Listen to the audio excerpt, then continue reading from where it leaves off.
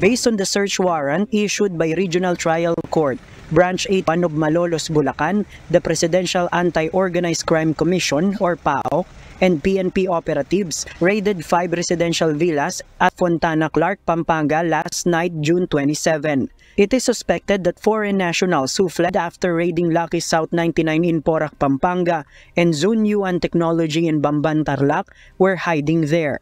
19 foreign nationals and several Filipinos were found at the vicinity. Authorities inspected their documents to verify their legal status in the country. Yung mga nakuwang 19 foreign nationals, kung sila ay kasama. Kasi ang report sa atin is dito nagtakbuhan yung mga foreign nationals na tumakas dito sa Bamban at Porac Pogo hubs. Authorities failed to arrest Wang Ziang of Zun Yuan Technology Incorporated, allegedly the business partner running illegal pogo operations in Bamban, Tarlac. Documents linked to alleged co-incorporators of Mayor Alice Guo of Baofu Land Development, Zhang Ruijin and Bao Yinglin were also obtained. Hindi na natin dinatnan si Wang Ziang, pero yung mga dokumento na nagsasabing itong mga convicted persons for money laundering in Singapore na nakakulong ngayon sa Singapore na sila Zhang Ruijin at si Lin Baoying ay nakita natin, may mga dokumento tayo nakita during the raid, yung mga resibo nila sa Fontana na si Zhang Ruijin till June 7, 2024 nagbabayad pa rin ng kanyang renta.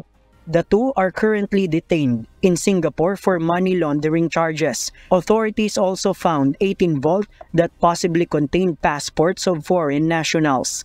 Meanwhile, according to the Philippine National Police Criminal Investigation and Detection Group, or PNP-CIDG, one of the Chinese big bosses of the Pogo Hub in Porac was reportedly among those arrested in the Fontana raid.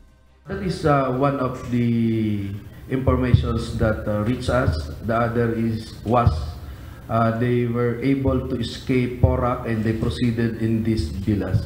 Isa doon sa mga Chinese na nagtatago doon sa Clark Villas.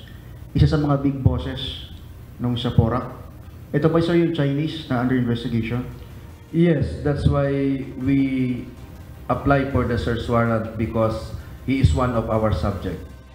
The captured Chinese individual was turned over by CIDG to PAOC for questioning. The apprehended suspect will face charges for human trafficking and violation of the Access Device Act.